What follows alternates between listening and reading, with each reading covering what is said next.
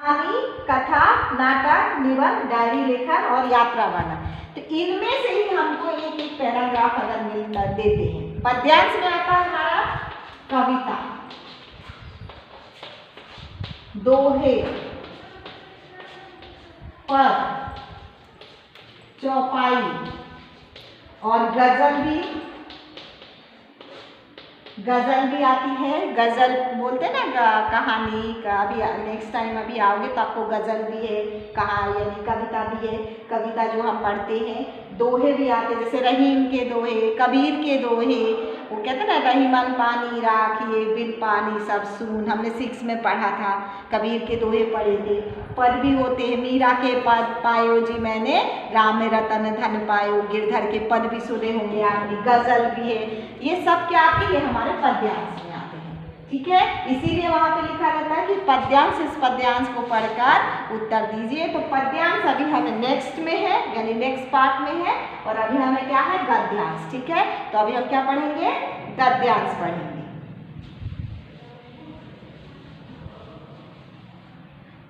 ठीक है, तो गद्य का अर्थ है वह भाग, गद्य का सिर्फ गद्य का, गद्य प्लस अंश। संधि विच्छेद करते हैं तो गद्य प्लस अंश मतलब गद्यांश। इसको मिला देंगे तो कौन सा शब्द बनेगा हमारा, गद्यांश। तो गद्य वह भाग है जो लिखा हुआ गया है। गद्य मतलब लिखा हुआ भाग, लिखा हुआ भाग।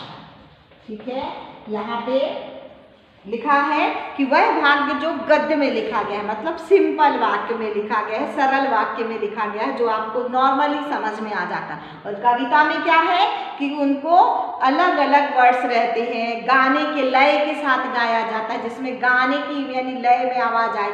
हम उसको सीधा सीधा नहीं पढ़ सकते। कविता जैसे आई आपके उसमें है, जैसे एक चाहे नहीं मैं सुरबाला के गहनों में गूथा जाऊं, ये कविता है, तो मैं उसको ऐसे नहीं बोल सकती चाहे नहीं मैं सुरबाला के गहनों में गूथा जाऊं। अगर इस तरह पढ़ूंगी तो वो गद्य हो जाएगा और वो पद्य नहीं रहेगा। कविता को हम स्वर और लय के साथ बढ़िया पढ़ के सुना करते हैं, और गद्य को सीधे सिंपल भाषा में हम पढ़ते हैं। ठीक है, तो इस प्रकार अपठित गद्यांश का अर्थ है कि एक ऐसा गद्यांश खंड जिसे हमने कभी नहीं पढ़ा गया हो, वह खंड किसी भी अन्य कहानी, लेख, जीवनी मतलब होता है उसके जीवन से संबंधित। जैसे महात्मा गांधी के बारे में हम जानते हैं तो उनके बारे में पूरी जीवनी लिखी हुई है, बुक्स लिखी गई है। निबंध, उपन्यास किसी के भाव या विचारों से लिया जाता है। ठीक है, तो यहाँ पर नीचे कुछ हमको गद्यांश दिए गए हैं, तो उनके प्रश्नों का हल सही दिया जा रहा है, मतलब क्वेश्चन भी दिया है उन्होंने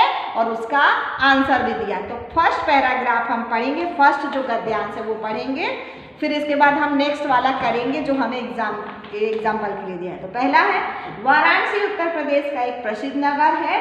यह नगर पवित्र नदी गंगा के तट पर स्थित है। वाराणसी एक शहर का नाम है, वो कहाँ पे स्थित है, गंगा के किनारे स्थित है।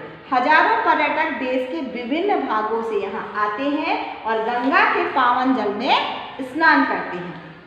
मणिकर्णिका तथा दशाश्वमेध आदि प्रमुख घाटों पर लोग स्नान करके यहाँ प्रसिद्ध मंदिरों जैसे विश्वनाथ मंदिर, तुलसी मानस मंदिर, संकट मोचन मंदिर के दर्शन करते हैं। अब यहाँ पे देखो मणिकर्णिका आया है कि नहीं। मणिकर्णिका किसका, झांसी की रानी के ऊपर फिल्म बनी थी, जो हमारे क्या कहते हैं, कंगना रनावत के ऊपर बनी है। तो उसका नाम क्या था उस फिल्म का, मणिकर्णिका।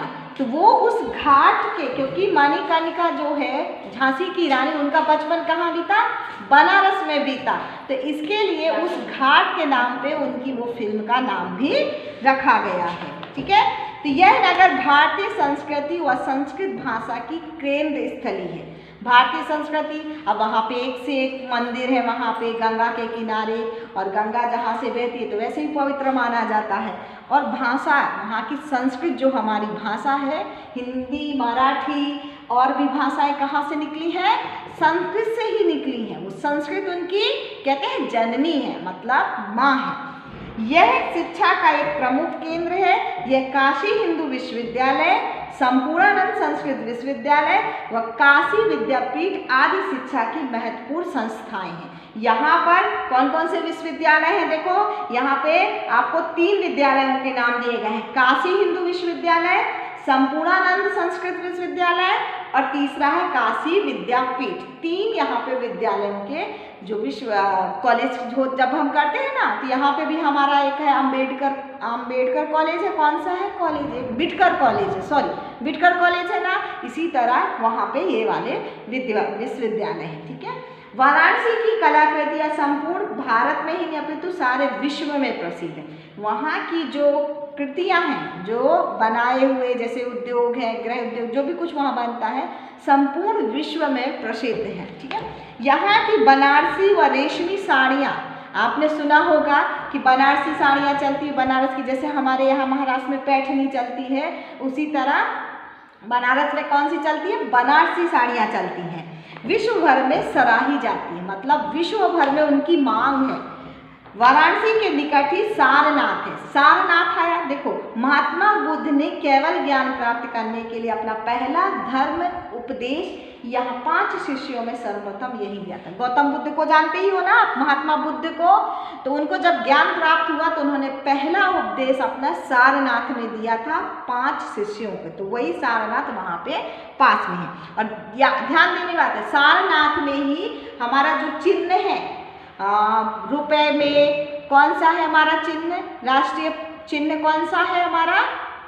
सारनाथ से ही लिया गया। वहाँ पे एक शिला में वो चिन्ह बना है जिसमें हमारे किसके 4 शेरों की आकृतियाँ हैं, जो हमारे अपने क्या कहते हैं पैसे रुपए में भी बना रहता है, वो शेर बना रहता है। 3 शेर दिखते हैं और एक शेर हमको नहीं दिखता। वो चिन्ह, वो चित्र, वो चिन्ह वहीं से लिया गया, वहाँ पे वो बना हुआ है।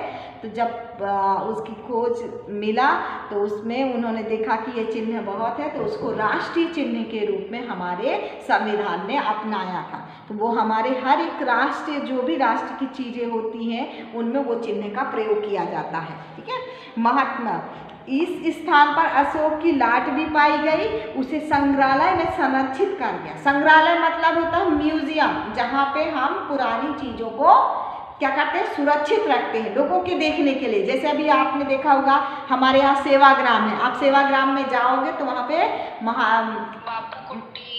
बापू कुटी और महात्मा गांधी की कुछ चीज़ें वहाँ पे है ना, उनकी रखी हुई हैं। हम देख सकते कि महात्मा गांधी ने ये चरखा चलाया था, वहाँ उनका वो पेन है, वहाँ पे उनका वो कोट है, वहाँ पे उनकी जो धोती कुर्ता है वो भी वहाँ पे रखा हुआ है, सब रखा हुआ है उनका। तो वो हम देख के पहचान सकते हैं, अरे ये हाँ ये महात्मा गांधी ने यूज किया होगा, मतलब उसको सुरक्षित रखा गया है। तो इसी तरह संग्रहालय में सारनाथ बौद्ध धर्म के अनुयायियों के पावन पर्यटक स्थल, बौद्ध धर्म का जो बौद्ध धर्म है, जो धर्म मानने वाले हैं उनका, जैसे अभी हमारा क्या है कि हमें अभी जाना है तो बोलते चारों धाम जाते हैं। हमारे यहाँ जो बुजुर्ग रहते बोले चारों धाम करके आते हैं, तो जो हमारे मंदिर है वो हमारे तीर्थ स्थान है। इसी तरह मुस्लिम लोग जाते हैं कहाँ? मक्का मदीना जाते हैं हज करने के लिए, उनके लिए वो पवित्र स्थान है। इसी तरह यहाँ पे बौद्ध धर्म के लिए सारनाथ भी पवित्र स्थान है। संपूर्ण विश्व के अनेक पर्यटक यहाँ पर दर्शनार्थ के लिए आते हैं और पूरे विश्व के लोग यहाँ पर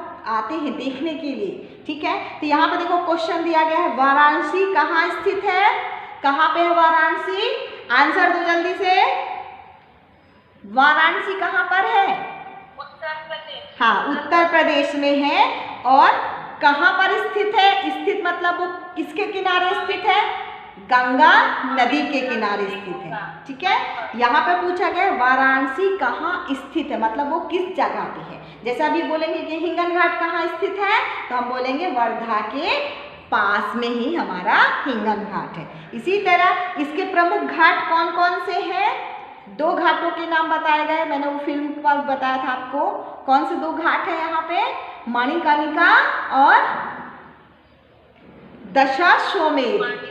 दशाश्वमेध 2 है, देखो। ठीक है, फिर इसके बाद है नेक्स्ट क्वेश्चन है हमारा, वाराणसी के प्रमुख मंदिर कौन कौन से हैं? वहाँ के मंदिर कौन कौन से हैं? 3 मंदिरों का यहाँ पे उल्लेख किया गया है। कौन से हैं? विश्वनाथ मंदिर, तुलसी और संकट मोचन मंदिर, 3 मंदिर की है। ठीक है, तो आपको आंसर लिखेंगे कि विश्वनाथ, संकट मोचन और हमारे कौन सा है, तुलसी मानस मंदिर प्रमुख है। इस तरह, और आपको ध्यान देना जब भी हम क्वेश्चन लिखते हैं, जैसे यहाँ पे एक क्वेश्चन है तो आप फर्स्ट वाला मैं लिख के बता रही हूँ। जैसे वाराणसी कहाँ स्थित है, वाराणसी गंगा नदी के किनारे स्थित है। ठीक है, अब उत्तर, जब हम लिखते हैं बहुत गलतियां करते हो, आपके एग्जाम में कुछ गलतियां हुई क्योंकि इसीलिए आपके नंबर कटे वहाँ पे, क्योंकि मैंने आपको एग्जाम में लिखने का भी एक साथ था, तो वहाँ पे लिखना।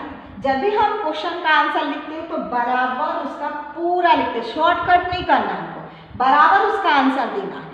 जैसे अगर यहाँ पे लिख देती वाराणसी गंगा नदी के किनारे स्थित है, शॉर्टकट में लिखती कि गंगा नदी के किनारे है, इतना अगर लिखोगे तो आपका वो आंसर गलत माना जाएगा। उसका सही आंसर लिखना है तो हमको पूरा पूरा लिखना है, वाराणसी गंगा नदी के किनारे स्थित है। और जब वाक्य पूरा हो जाता है हमारा तो हम क्या लगाते हैं, पूर्ण विराम लगाते हैं। क्या लगाते हैं, पूर्ण विराम। अगर आपने यहाँ पे पूर्ण विराम नहीं लगाया तो इसका मतलब है कि अभी ये आपका वाक्य खत्म नहीं हुआ, अभी आप इसके आगे और लिखोगे।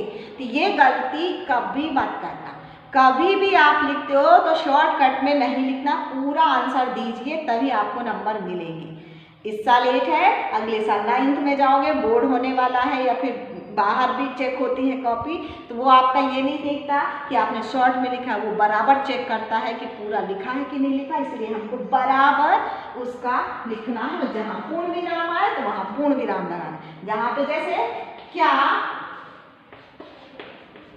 आप पढ़ रहे हो, अब ये क्वेश्चन कैसा है, ये क्वेश्चन कैसा है, ये क्या पूछा मैंने आपसे, क्या पूछा, इस वाक्य से क्या पता चल रहा है कि मैं क्या पूछ रही हूँ आपसे, क्वेश्चन पूछ रही, मतलब प्रश्न पूछ रही हूँ, क्या आप पढ़ रहे हो। अब यहाँ पर मैंने लेकिन प्रश्नवाचक चिन्ह नहीं लगाया, इसका मतलब ये मेरा वाक्य गलत है, तो यहाँ पर हमको प्रश्नवाचक वाक्य भी लगाना है क्योंकि ये क्वेश्चन है। तो जब तक आप ये नहीं लगाओगे तब तक आपका वाक्य पूरा नहीं होगा। तो कभी भी एग्जाम में, जब नेक्स्ट टाइम भी एग्जाम आए तो आपको बराबर उसका क्या करना है, आंसर लिखना है। इसी तरह एक गलती और की है, वो भी आज मैं बता दे रही हूँ आपको, तो नेक्स्ट टाइम आप नहीं करोगे। जैसे पूछा गया, जैसे मैंने हमेशा वैसे पूछती हूँ कि इस गद्यांश में कौन कौन से विराम चिन्ह आए हैं, पूछती हूँ कि नहीं पूछती हूँ, पूछती हूँ ना, तो आपको वहाँ पर आंसर लिखना है। हाँ, इस वाक्य में प्रश्नवाचक, ठीक है, ये आया तो प्रश्नवाचक, इसका हम निशान भी बना सकते हैं। फिर इसके बाद हमें दूसरा भी लिखना है, तो हम क्या लगाते हैं, कॉमा, क्योंकि एक से शब्द लिखने के लिए अगर हम लिखते हैं तो हमको उसके कॉमा का प्रयोग करना पड़ता है, अल्पविराम का प्रयोग करना है। प्रश्नवाचक, जैसे हमारा योजक चिन्ह आया तो योजक चिन्ह, ठीक है, तो इसका भी हम निशान यहाँ पे ऐसे कोष्टक कर करके राउंड करें। फिर इसके बाद फिर कॉमा लगाए क्योंकि हो सकता हो और हमारे आए हो। हमारा उद्धरण चिन्ह, जैसे दोहरा उद्धरण चिन्ह, डबल इन्वर्टेड कॉमा को हिंदी में क्या बोलते हैं, दोहरा उद्धरण चिन्ह, ठीक है। तो इसका भी हम यहाँ पे पुस्तक में या फिर ऐसे करके इस तरह निशान लगा सकते हैं। इस वाक्य में प्रश्नवाचक, योजक चिन्ह, दोहरा उद्धरण चिन्ह आदि आए हैं, अब यहाँ पे भी हमारा वाक्य खत्म हो गया, इसलिए हमने यहाँ पे पूर्ण विराम लगाया। तो ये वाक्य कैसा हो गया, जो प्रश्न मैडम ने पूछा है उसका हमने सही आंसर यहाँ पे दे दिया, तो आपको पूरे के पूरे आपको नंबर मिलेंगे क्योंकि आपने वो प्रश्न चिन्ह भी वहाँ दिखाया गया है। अब जैसे मैंने प्रश्नवाचक तो यहाँ लिख दिया और यहाँ पे चिन्ह लगा दिया मैंने इसका और यहाँ पे लगा दिया इसका, तो मतलब आपको पता नहीं है कि ये चिन्ह काय का है, ये पूर्ण विराम का है, मतलब मैंने रॉन्ग कर दिया वहाँ पर हमको चिन्ह भी सही लिखना है, ठीक है। आया समझ में? गलती नहीं करोगे ना नेक्स्ट टाइम? नो। हाँ ठीक है। फिर हमारे ये शिक्षण की प्रमुख संस्थाएं कौन सी है? 3 वहाँ पे विश्वविद्यालय के नाम बताए गए हैं। कौन कौन से हैं? यहाँ काशी हिंदू विश्वविद्यालय आया है कि नहीं आया? फिर है संपूर्णानंद संस्कृत विश्वविद्यालय और काशी विद्यापीठ विश्वविद्यालय के नाम आए हैं, ऐसे लिखेंगे। ठीक है, तो आपको ये 3 पैराग्राफ दिए गए हैं, इनके आंसर दिए गए हैं। अब हम जाते हैं पेज नंबर 199 में, 199 में। ठीक है, तो यहाँ पर एक हम करके देखेंगे, बाकी आप घर में होमवर्क है तो कर लोगे। ठीक है, तो नेक्स्ट सेकंड वाला करते हैं। ठीक है, सेकंड वाला करें कि फर्स्ट वाला करें, आप बताओ। सेकंड वाला करें कि फर्स्ट वाला करें? कौन सा बताऊं आपको? कौन सा बताऊं, फर्स्ट वाला कि सेकंड वाला? सेकंड। ठीक है, अब यहाँ पढ़ेंगे हम। कवि भूषण का जन्म कानपुर जिले के टिकवापुर गांव में सन 1613 ईस्वी में हुआ था। इनके पिता पंडित रत्नाकर त्रिपाठी दुर्गा के अनन्य भक्त थे। हिंदी के प्रसिद्ध रस सिद्ध कवि चिंतामणि और मतीराम जी उन्हीं के पुत्र थे। भूषण इनकी कवि उपाधि थी। भूषण मतलब निकनेम था उनका, जो इन्हें चित्रकूट के सोलंकी महाराजा रुद्र से प्राप्त हुई। इनकी मृत्यु का समय है 1715 यानी ईस्वी के लगभग माना जाता, मतलब कंफर्म नहीं है, एक अंदाजा से बता। तो सबसे पहला क्वेश्चन है हमारा, कवि भूषण का जन्म कब और कहाँ हुआ था? ठीक है, तो इसका आंसर मैं यहाँ लिख रही हूँ, तो आप भी लिख लीजिए यहाँ पे इसी बुक में। ठीक है, हाँ, फर्स्ट का उत्तर नंबर फर्स्ट, कवि भूषण का जन्म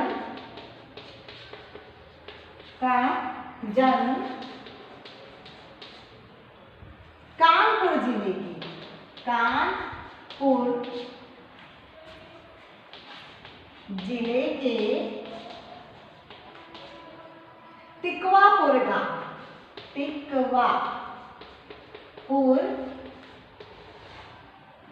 ग्राम में, ग्राम मतलब गांव ही होता है, हम गांव भी बोलते हैं इसको और ग्राम भी बोलते हैं। ग्राम और गांव, खेड़ा जिसे आप बोलते हैं, हिंदी में ग्राम और गांव बोलते हैं। ठीक है, ग्राम में सन, वो सन भी लिखेंगे हम, कब हुआ था उनका सन?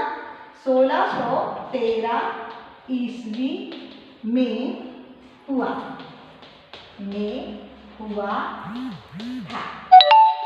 ठीक है, ये हमारा क्या है?